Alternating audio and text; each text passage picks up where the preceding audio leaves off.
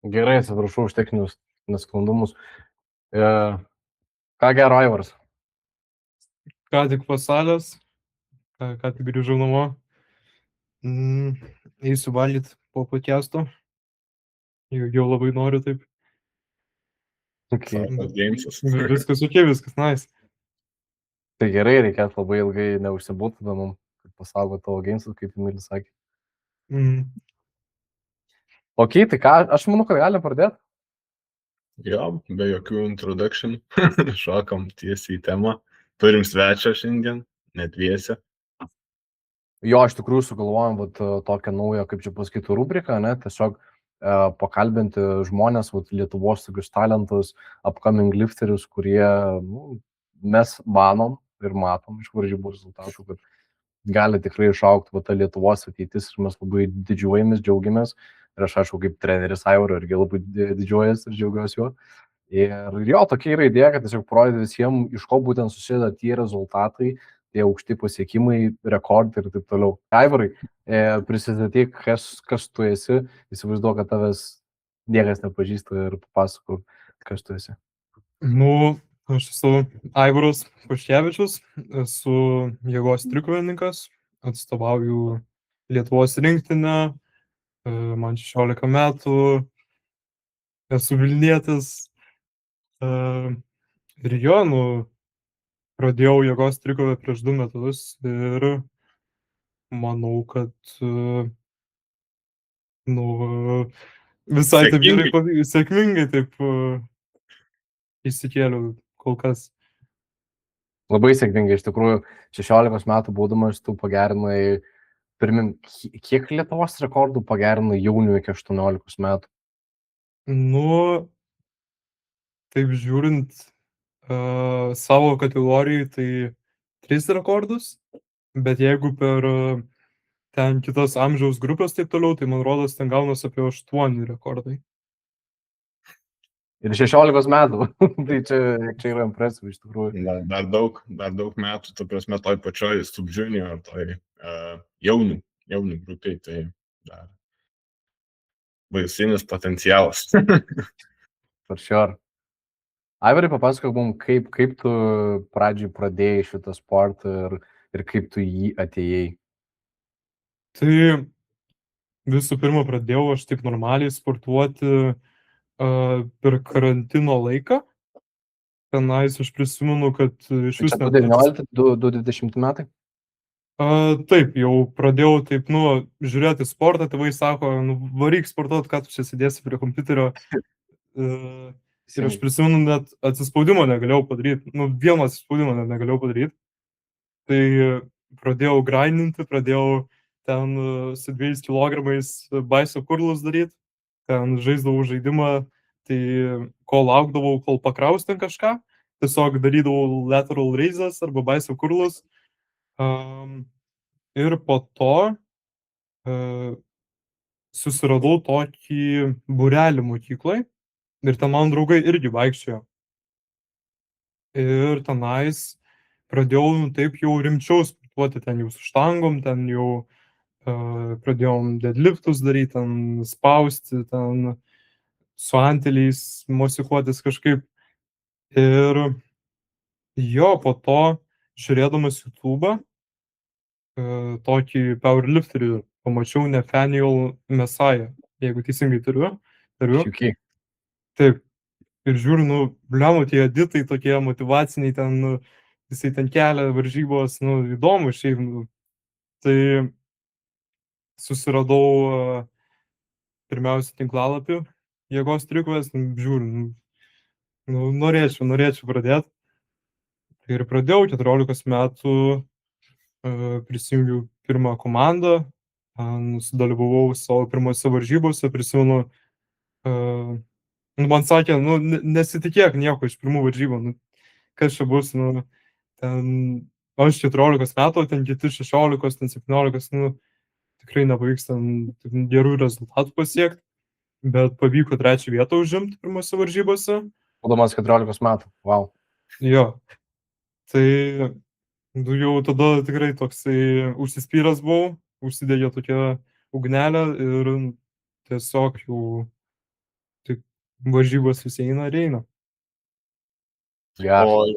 O žiūrėk, tu sakai, kad pradėjai su draugais tą būrelį lankyti, ne?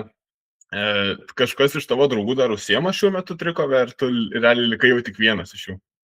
Tik vienas. Jau kiti tenai į sporto salės tiesiog išėjo ir kai kurie iš vis ten nustojo sportuoti intensyviai, bet Atsispindi, tas, žinai, požiūrio dalykas, net visas sunkus darbas ir tas pats mindsetas, ne, kad va, išlieka tik stipriausia tam sporte, einant per ilgesnį kelią. Jo, for sure. jo, tiesiog. Aivarai, pertraukiu tave, ar norėjai kažką pasakyti? Ne, viskas gerai. Okay. Pritariu čia Emiliui. Okay. Kas būtent motyvavo tave nepasirinkti to lengvesnio kelio, nes dabar kaip mes, tarkim, irgi su Emiliu dirbam su įvairiais atletais ir jaunesniais, ir vyresniais ir taip toliau. Ir būna taip, kad jaunesnių tarpe dažniausiai būna taip, kad pasportuoja žmogus porą mėnesių ir tiesiog pasako, too much, man tiesiog to dalyko, noriu tiesiog paprastai sportuoti, man patinka sportuoti, bet nepatinka taip galbūt rimtai supaprastinus visus žodžius. Kas būtent motyvavo tave nepasirinkti tavo lengvesnio kelio, bet toliau, žinai, stengtis, progresuoti, nors ir atrodo, nu, kaip sakai, tu esi jaunesnis, kiti 16, 17, 18 metų, tai kas būtent motyvavo tave nepasitūti ir toliau siekti kažko? Geras klausimas. Manau, pirmoji vietoj tai čia tiesiog rezultatai ir tas potencialas mano, nes aš, tikrai taip Tu matau, jauti tą potencialą jau tada? Taip. Okay. Tikrai pasijautė tai, kad, turiu tokių gebėjimų kažką pasiekti. Ir, čia pirmoji vietoj. Dabar reikia iš tikrųjų pagalvoti. Manau, antroji vietoj šeima tikrai padeda. Tėvai sako, ten, nepasiduok, ką tu čia geriau tiesiog pastumti tai normaliai ir tada viskas gerai bus, jeigu ten sunkus etapai kažkokie. Sure. Ir prisimenu, žiūrėdavau labai tokius TikToko editus, montažus visokiausius, tai irgi motyvuodavo. Ir dar su draugais vaikščiau į klubą, tai jie irgi tikrai taip pušindavo mane, ten kas daugiau tai pakelis, kas ten daugiau repų padarys arba kažką. Tai prisimenu netgi, kai su draugais eidavau į džimą šiaip su, tai tenai kiekvieną dieną mes tiesiog eidavom, nes nedarėdavom ką veikti. Tai Geras. Bet visgi ta vidinė motyvacija, vidinis drivas yra pagrindinis, sakykime, to viso progreso variklis ir tave tai motyvuoja labiausiai nesustoti ir siekti, nes tu pats nori to, o visa kita tiesiog yra toks papildomas supportas. Taip? Taip. Geras, labai ir. Dažnai irgi būnam, kad kažkas iš išorės tave motyvuoja, ar tai, pradžiai būna taip, kad nori už kažką pakelti daugiau svorio. Čia natūralūs tokie dalykai, taip jau vyksta, arba dar kažkokios kitokios priežastys ir laiko bėgant tai išgaruoja iš esmės. Ir tu suvokai, kad tu nebeturi kaip ir dėl ko jau stengtis, nes tu, tarkim, kažką nugalėjai arba kažkokį tikslą pasieki tą, bet pas tave niekada nebuvo to vidinio drivo, kad tiesiog noriu, nes man patinka, jaučiu potencialą ir noriu išsiaiškinti, kur mane tai nuves. Tas tiesiog, kaip čia pasakyti, tas smalsumas toksai labiau, ne gal? Taip. Tos maksimalios galimybės sužinos, kur tu gali būti, nes jo, čia Lietuvoje praėjęs tą stotelę pirmą, bet yra, žinai, toliau tų visų lygių. Tai va. Jo. O kalbant apie kitus lygius, Aivarai papasako, kaip atrodė ta tranzicija nuo to, kad dalyvai Lietuvos čempuose, tada padarai kvalifikaciją, tapai rinktinės nariu ir tada eventually dalyvai praeitais metais Europos čempionate. Kaip šita visa tranzicija tavo atrodė? Yra ko pasidžiaugti. Jau pirmose varžybose su jumis, kai treniravot mane taip toliau, tai tikrai jau džiaugiausi rezultatais, bet žinojau, kad tiesiog noriu daugiau. Ir jau supratęs tai, kad jau, patekau į rinktinę, supratau, kad, tikslas yra ten Europos čempionatas, ten pasaulio čempionatas po kokių metų dar. Ir, jo, tikrai buvo įdėta daug sunkaus darbo. Ir manau, Europos čempionate irgi, taip gerai pasirodyta. Labai gerai. Aš manau, kad ypatingai gerai, jau čia labai hamblinas. Fantastiškai. Gerai pasirodyta, daug. Gerai buvo pasirodyta Lietuvos čempionate pavasarį, kur aš stebėjau. Ten berods tavo buvo Lietuvos tas čempionatas 3 varžybos, Europos čempionatas 4, ar ne? Taip, jo, taip. Nes įsijungus tavo tą Open IPF, žinai, kiek tu uždedi tarp varžybų iki varžybų pažiūrėjus, vidurkis ten apie 80 kg gaunasi, tai insane. Tai jo, dabar čia taip smagiausia žiūrėti, ar kitose varžybose galiu galiu openinti su savo 3 attemptais. Nes per Europos čempionatą openinau su 3 attemptais, tada pavasarį openinau su 3 attemptais ten iš rugsėjo mėnesio ir man rodos tas pats buvo pirmose varžybose. Iš pirmų varžybų į rugsėjį. Insane, jo, iš tikrųjų, tas rezultatas yra labai aukštas, kurį mes pasiekėm, bet faktas, kad tai yra tik tai tokia, sakykime, tarpinė stotelė, tai yra pradžia tau, nes mes visi matom, ant kiek tu, žinai, turi to potencialą ir iš esmės visus galimybės yra tavo. Faktas, kad reikia daug labai darbo įdėti ir kad tas progresas, mes visi turim, žinai, suvokti tą dalyką, kad tas progresas, kaip Emilis sakė, nes statistika padarė tavo, kažkada pradės mažėti, kažkada nebus taip, žinai, kad atsidarinėsi 3 bandymus praeitų varžybų, tai aš manau, kad tu esi viskam pasiruošęs ir nuo pirmų savo žingsnių jau tu labai daug įdedi, tu prasme, tam mental game'ui labai daug dėmesio skiriu. Tai kalbant apie tą mental game'ą, tai papasakok, kaip tu jautiesi per Europos čempą pradžią, paskui pakalbėsim apie tos rezultatus jau konkrečiau, bet man labai įdomu, kad pasidalintum, tu prasme, kaip tu jautiesi Europos čempą, nes vis tiek tai yra big dalykas, big tranzicija nuo to, ką mes darom Lietuvoje, ne, ir iki tos jau aukščiausių lygių.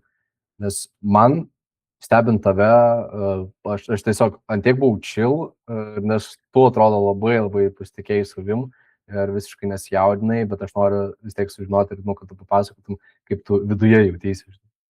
Dar vienas dalykas prie tos temos. Tai taip sunkus darbas, taip toliau, bet reikia treneriui padėkoti irgi, kad gerą programą padaro už feedbacką irgi.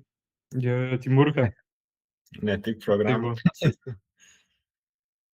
Tai mental game'as Europos čempionate tai buvo, šiaip manau, šitose varžybose aš labiausiai pasitikėjau savimi, nes žinojau, kas yra įmanoma, bei prieš varžybas irgi tenai taip su Roku apsižiūrinėjom, atsistojom tenai ant platformos ir manau, tas tikrai taip padėjo ir per varžybas, jaučiausi tikrai labai toksai susikaupęs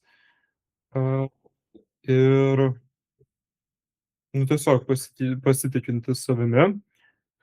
Bet pavyzdžiui, per 3 attemptus, tai būdavo tokių minčių, kad tenai, kas jeigu nepakelsiu, kas ten kažkas atsitiks arba kažkas, nežinau, bet per deadlifto 3 attemptą prieš tą, attemptą, tai ypač tos mintis taip susikaupė, bet pavyko jas nugalėti vis tiek.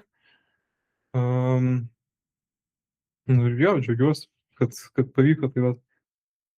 Bet, su varžybom atsiranda ta, žinai, branda su patirtim ir tada tų negatyvių minčių nelieka. Tai aš manau, kad čia tik tai dar geriau. Aišku, labai gerai, kad tu jau save pažįsti, save kaip lifterį, kaip asmenybę, ne? Ir žinai, kaip tau ruoštis tom pačiom varžybų dieną prieš išeinant, tai va tie dalykai irgi yra ne ką mažiau svarbus, nes tu gali trefkėse daryti insane skaičius, bet varžybose tiesiog nusibraukia tavo 15%. Taip. Jo, for sure. Kalbant apie skaičius, vat, ne,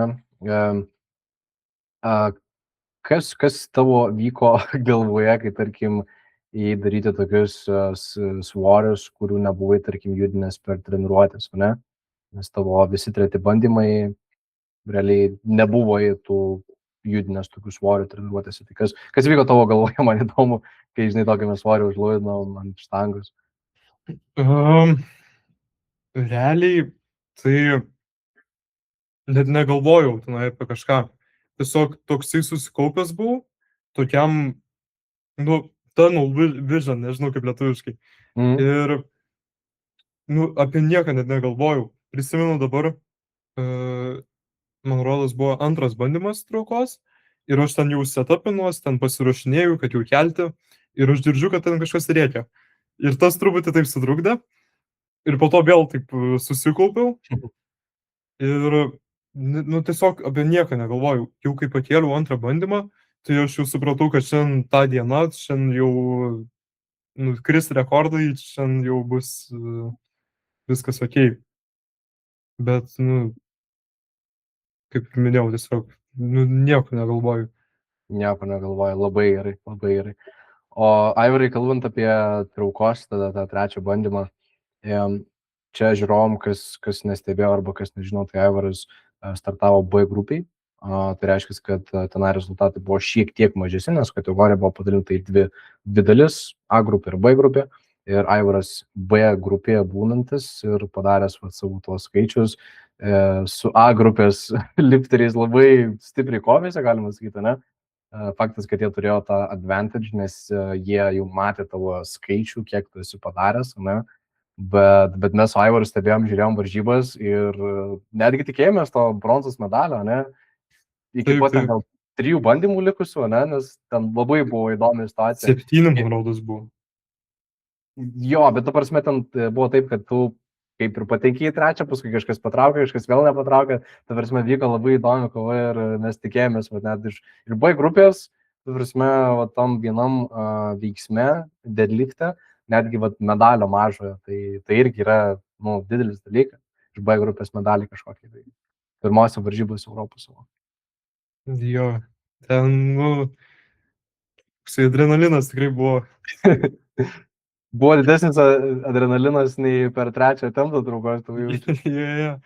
Nes prisimenu, tenai 7 žmonės dar buvo, kurie ten traukė trečią bandymą ir žiūrim su Roku, ten vienas nepakeliu. Gerai, antras nepakeliu.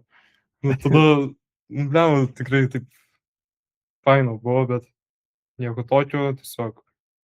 Ir 4 vietą tikrai galima taip priimti smagiai. Taip. Nes, kitose varžybose tikrai bus daugiau. Faktas, man tik 16 metų, tai dar turėsi toje amžiaus grupėje ne vienas varžybas, tai viskas prieš akis. Tikrai taip. Aivarai? Gerai, sakyk tu, Rokas. Sakyk, Emilė, pabaig mintį. Aš turėjau jums abiem klausimą, kaip tik dėl deadlifto, ar jūs, to prasme, kaip vis tiek tarėtės kažkokią varžybų strategiją, ar tas svoris, kurį jūs darėte deadlifte, buvo jūsų toj pagrindiniai strategijoje, jeigu viskas gerai, ar tai netgi viršino lūkesčius, ko galbūt net nesitikėjot, nes žiūrint pagal šuolius 20 plus 22,5 dar nuo antro iki trečio, netgi didesnis, tai koks buvo tas prieš varžybas, tiek trenerio, tiek sportininko, noriu paklausti. Tai Rokai, man? Aivarai, tai tu. Ok.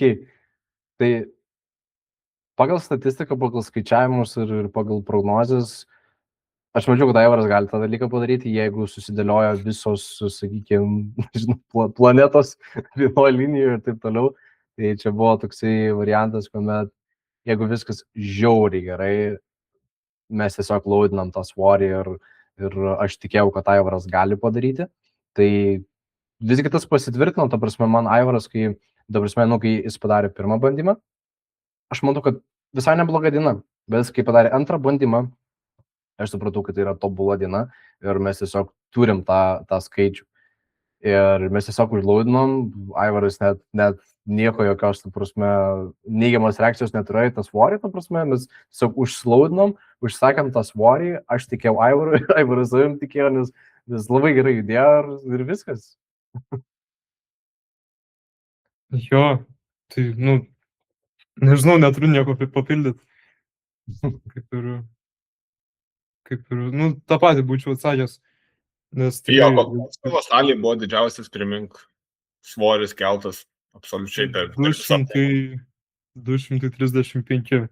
Vienam repui RPI 8. Ir čia mėnesis prieš varžybas. Jo. Ir turėjom 262,5. Tas yra 20 Anabolinis pikas. kartais unexpected netgi būna. Ant kiek gerai juda. Būna, sakau, čia tas toksai planas buvo, jeigu viskas žiauriai gerai einasi, tai tiesiog mes pabandysim bent jau, ne? Tai šį kartą tiesiog matėm, pastebėjom, kad yra tas šansas, yra ta galimybė, kodėlgi to nedaryti. Aišku, jeigu būtume A grupiai, tai manau, kad tas skaičius būtų kitoks faktas, nes tada būtų kažkokia tai irgi kova tarp konkurentų. Tai galbūt tas skaičius keistųsi dar, nes Aivaras po tų 2,5 turėjo rezervų. Tikrai nemažai. Nežinau, kaip tavo, Aivarai, iš tikrųjų jautėsi, mes lyg tai diskutavom šiek tiek, bet gali papasakoti, kaip iš tavo perspektyvos. Kaip tas atemptas jautėsi? Nors tai yra visiškai, ta prasme, didžiulis džempas, didžiulis svoris, bet kaip jis tavo jautėsi? Jautėsi kaip RP8 deadliftas. Tai reiškia, kad dar 2 pakartojimai rezervė. Gerai, gal ne 2, gal 1, koks tai dar rezervė, bet tikrai, manau, 270 buvo įmanoma. Čia jau taip jau reikėtų pagrindinti, bet manau, kad būtų buvę įmanoma. Ir man rodos 270 čia jau pirma vieta deadlift'e, ar ne? Kažkas tokio reikėtų, aišku, dabar atsiverstus rezultatus, bet apie 2,7 jo, tai yra top 3, tai 100%. Čia dar 5 kg nuo rekordo Europos, man rodos. Šių metų tikslas galbūt naujas. Gal ir daugiau kažkas. Ne, iš tikrųjų dabar pažiūrėsiu tavo, žinai, kaip tu dabar traukia, kokias mes, kad ir tas, bet irgi svarbus momentas. Mes neužmigom ant tų laurų, ne, ta prasme, jo, sekės žiauriai gerai, visi 3 liftai, visos varžybos buvo žiauriai geros, bet mes iš karto realiai po varžybų, kiek praėjus, 1 ar 2 dienom mes susiskambinom ir mes pasidarėm strategiją, mes nusprendėm, kur mums reikia patobulėti, kur yra, sakykime, tos vietos, kur, dar reikia daugiau biškį dėmesio ir mes praėjus ten keliai mėnesių po varžybų tau, Europos čempio, dabar tau visi 3 liftai absoliučiai kitaip atrodo. Jeigu žiūrėtume per tokį mikro lygmenį, ne? Bet tai yra reikšmingi pokyčiai, tai yra reikšmingi tokie techniniai elementai pagerinti, kas dabar tau irgi garantuoja tos PR-us, nes tu realiai po varžybų tam pačiam blokė jau tos pykinės formos buvo ir dabar jau iš viso kosminiai skaičiai. Tai aš net nebijoju, kad jeigu ir toliau palaikysim tokį, žinai, ir užsidegimą, ir motivaciją, ir tą discipliną, ir visus kitus elementus, tai bus labai gerai. Taip. O aš dar turiu klausimą, kaip tau visas šitas pasiruošimas Europos čempionatui sekėsi, turėjai kažkokių, galbūt, kad ne viskas eitųsi pagal planą, kažkokių traumų, kažkokių perdegimo momentų, ar dar kažko, žinai, ar viskas sukrito tobulai ir einant į varžybas? Tai ruošiausi šiaip tikrai ilgai. Čia 7 mėnesiai, man rodos, ir 8 buvo. Realiai nuo pavasario iki lapkričio pabaigos? Taip. Tai prisimenu vasarą, tai tenai buvo tokių mikro traumų, ten tokie nugaros patempimai buvo. Bet po to, kai jau grįžau, kažkaip tikrai viskas taip tvarkoj buvo. Tik tai jau atėjo žiema, šalta ir daug sirgau visai. Bet dabar supratau problemą kokia, kodėl tiek daug sirgau ir manau, pataisiau tą problemą ir dabar tikrai pasiteisino ir nebesirgu net. O gali papasakoti, kokia tai buvo problema ir kaip tai pataisai? Čia daktarai neištyrė nieko, čia aš pats taip galvoju, kad čia įsprendžiau tą problemą, bet man rodos tiesiog man buvo per mažai cinko kiekio, tai pradėjau gerti cinką ir viskas susitvarkė. Labai gerai. Okay. Mažiau Tai sergi, va. daugiau gainsų, daugiau konsistent treniruočių ir tas dalykas tikrai atsiperka. Jo. Gerai, tai palinkėsim ir daugiau. Arba silpų mažiau. Nes nuo to irgi negali apsisaugoti kartais. Taip. Tai dar grįžtum prie to, žinai, mindseto temos ir viso šito dalyko, tai kaip ruošiantis realiai savo svarbiausiam varžybom gyvenime, Europos čempionatui ir turint tokių pašalinių trikdžių, ne iš šono kažkokių, ar ten liga, ar ten kažkokios mikrotraumos, kaip vis tiek išlikti tokiam pilnai pasitikinčiam savim, savo jėgom, neturėti jokių, galbūt visiems vis tiek tų abejonių būna, bet kiek įmanoma išvengtų abejonių ir kokie tavo būdai, kaip tu išlaikai save viso pasiruošimo metu aštrų ir pasitikinti savim iki pat lipant ant platformų.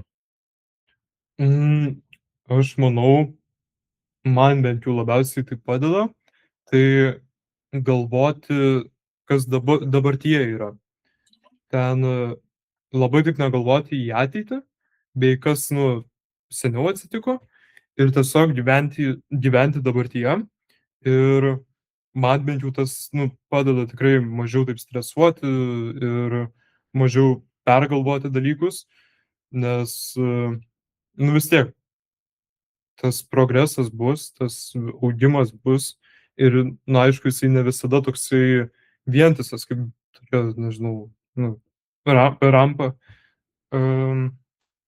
Bet, kai galvoju taip esamuoju laiku, tikrai man bent jau lengviau taip nugalėti visas abejonės. Jo, tai tau, kaip suprantu, labiau tinka tuos tokius short-term tikslus, neįsikelt ir toks laiptelį po laiptelio lipti ir į kažkokią tolimą ateitį negalvoti per daug. Aš manau, jo, short-term tikslai, manau, tikrai man padeda, bet aš mėgstu ir įskelti kokį vieną arba du tokius long-term tikslus. Okay. Aivarai, aš noriu tavęs paklausti, kas tau yra sunkiausia, sakykime, šiuo momentu, kai aišku, mes kalbam apie treniruotės, apie varžybų pasiruošimus ir taip toliau. Kas tau yra sunkiausia? Išsimiegot. Daug namų darbų, daug kontrolinių. Čia vis tiek stengiuosi bent 8 valandas ir dabar tikrai labai dažnai taip mėgusi 8 valandas arba daugiau. Tai tuo džiaugiuosi labai. Bet, manau, čia tiesiog sunkiausia man išsimiegoti, pamiegoti taip ilgai. Bet kol kas, pavyksta. Viskas taip tvarkoja. Sunkiausia dalis nėra ta fizinė, ne, kad, prasme, reikia spaustis, eiti treniruotės ir taip toliau. Tai nėra tau sunku. Tai čia jau rutina tokia. Baigiu mokslus, važiuoju į salę. Ir, šiaip, nežinau, man patinka treniruotis, man patinka spausti save tiek, kiek galiu. Ir tiesiog taip užsidaryti toj salėje turi ir, spausti, kiek gali. Emilija, kažką norėjo paklausti? Ne, tiesiog norėjau pridėti, kai kalbėjau apie miegą, tai sakau, kad cinkas padeda. Irgi dalinu. Va. Pastebėjimų. Geras. Aivarai, kalbant apie šios metus, ką norėtum padaryti toj trikovės būtent temoj, sakykime, ne? Koks yra šių metų tavo tikslas? Ką norėtum padaryti? Pirmiausia, Lietuvos čempionatą pagerinti spaudimo rekordą. Kuris yra tavo treneriu vis dar? Taip.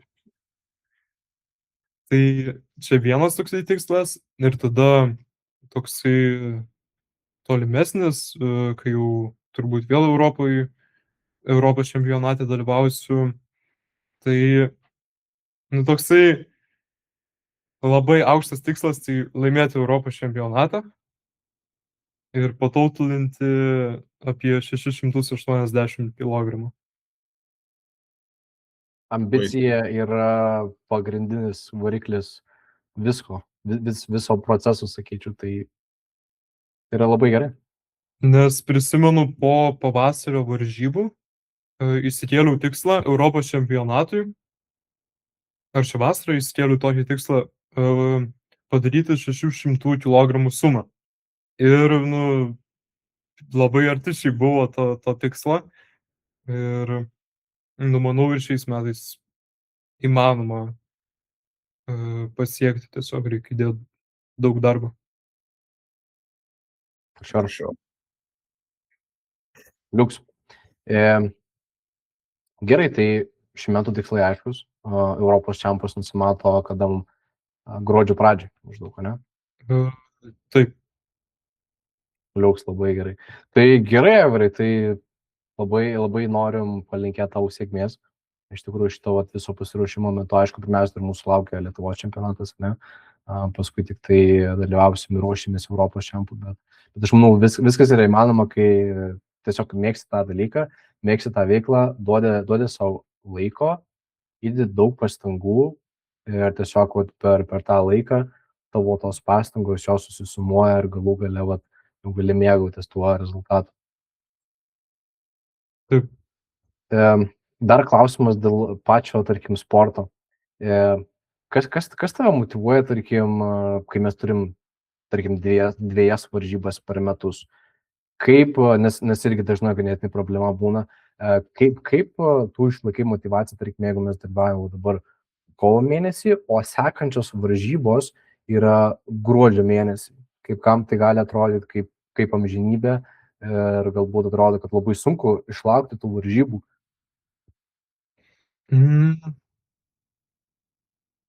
Manau, tie patys rezultatai, nes aš suprantu tą dalyką, kad jeigu įdėsiu daugiau darbo, tai ir rezultatai bus geresni. Tai man, nu, dviejų varžybų per metus tikrai užtenka, nes turiu laiko ten padirbti sunkiai, ten pasiekti geresnį rezultatą ir tiesiog taip kartoti. Bet ir šiaip, nežinau, kantrybė visai tokia gera pas mane ir, nu, svarbiausia man mėgautis visų procesų, treniruotės ir varžybos irgi labai mėgstu pasimėgauti, ten parėkauti arba kažką, nu viską taip išliet, kad kuo daugiau tai pajausti. Ar tu manai, kad tu, kada būni alkanas varžybų, tau tada geriau pavyksta pasirodyti ir, sakykime, jeigu dalyvautum 3-4 kartus per metus, galimai netgi ir, sakykime, žiūrint, sakykime, nuo praeitų metų iki tų metų, metų skirtumą, lyginant ar 2 ar 4 varžybas dalyvautum, su daugiau varžybų pasiektum prastesnį rezultatą. Taip, manau, kad taip, nes tiesiog mažesnis laikas progresuoti, nes dabar, tikrai, žymiai daugiau laiko yra tarp varžybų, galiu daugiau darbo įdėti, ten pats taip padidėti kaip žmogus, nežinau, Overall progresą. Overall, jo. Tai va. Aivarai, klausimas, ką pasakytum savo kartos žmogui, sakykime, kuris pradeda užsiiminėti panašių sportų, trikove, kokie tavo būtų patarimai, kad tas žmogus išliktų ir, sakykime, galbūt pasiektų netgi tavo lygį, ne, ar dalyvautų irgi international čempionatuose? Nepasiduot, mėgautis tą, ką darai. Ir nesugalvot bet kada tiesiog ten RPI 10 PR daryti. Kaip pirma savaitė kokia būna ten deloadas arba kažkas. Deloadas tai reiškia, reikia pasižiūrėti, ar visa jėga mano išlikus dar. Taip. Ne visiems deloado reikia, ne visi žino, kas tai yra apskritai.